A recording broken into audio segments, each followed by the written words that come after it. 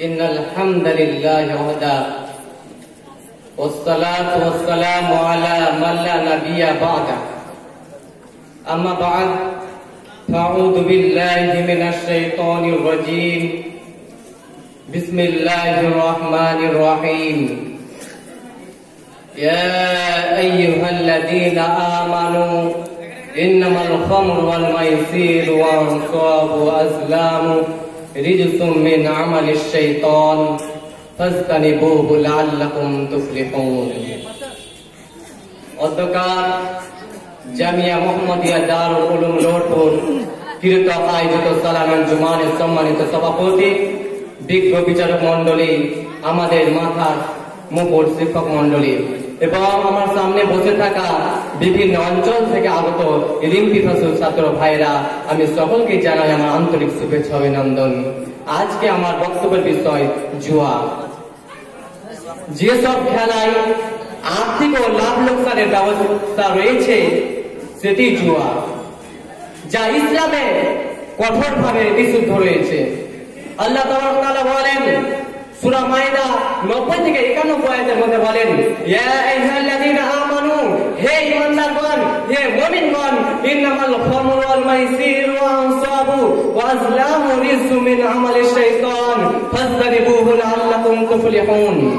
নিশ্চয় মদ, জুয়া, প্রতিমা, ভাগ্য নির্ধারক ষড়সমূহ শয়তানের অপবিত্র কর্ম।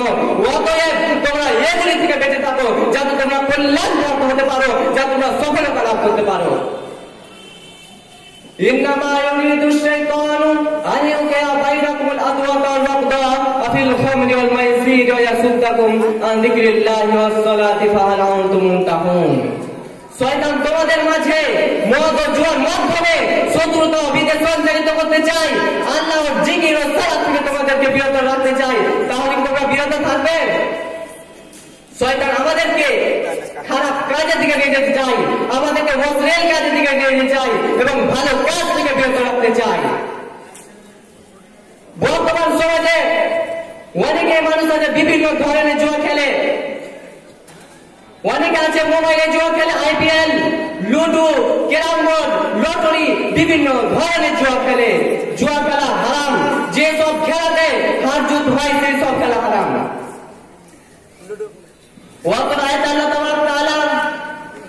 কয়েকটি অশ্লীল কর্মকে হারাম বলে ঘোষণা করেছেন। এক, নেশাদার দ্রব্য যা পাপের মূল। দুই, জুয়া যা মানুষকে সামাজিক ও আর্থিক অপদস্থ করে। তিন, পীর দুর্গেশওয়ালি মূর্তির আশ্রয় যা শিরক। চার, ষড়সমূহ বা ভালবাজি ভাগ্যবাজি শিরক।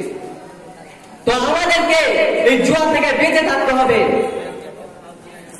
আল্লাহ তাআলা বলেন সূরা বাকারা 219 নম্বর আয়াতের মধ্যে বলেন, ইয়াসআলুনাকা আনিল খামরি ওয়াল মাইসির, তারা আপনাকে নেশাদার দ্রব্য জুয়া সম্পর্কে জিজ্ঞেস করে।